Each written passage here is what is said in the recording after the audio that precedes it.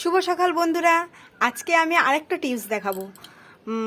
ঘরের বাড়িতে যে টব তারা রাখো, গাছ, ফুল গাছ হোক, সবজি গাছ হোক, ফল গাছ হোক, যাদের শখ আছে এরকম গাছ রাখার বাড়িতে, তাদের জন্য আমি ঘরোয়া একটা টিপস বলবো।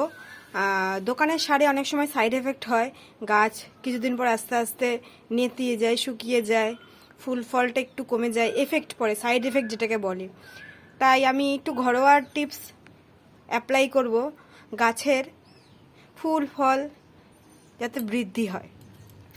তার জন্য কি করব, আমরা দৈনন্দিন যে রান্নায় পেঁয়াজ ব্যবহার করি, সেই পেঁয়াজের খোসাগুলোকে আমি অল্প অল্প করে জমিয়ে রেখেছিলাম। প্রায় 1 কেজি মতো পেঁয়াজের খোসা আমি ভিজিয়ে রেখেছি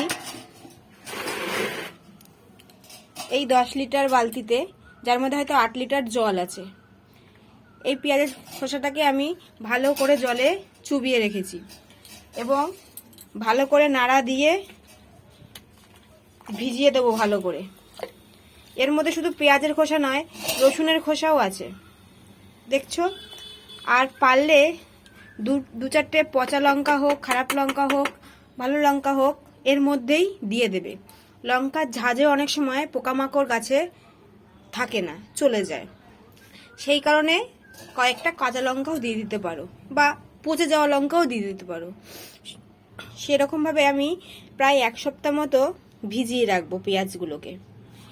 এই পেঁয়াজগুলো ভালো করে ভিজে গেলে এর সাথে আমি পরে আবার জল অ্যাড করে মিশিয়ে তারপর গাছে দেবো।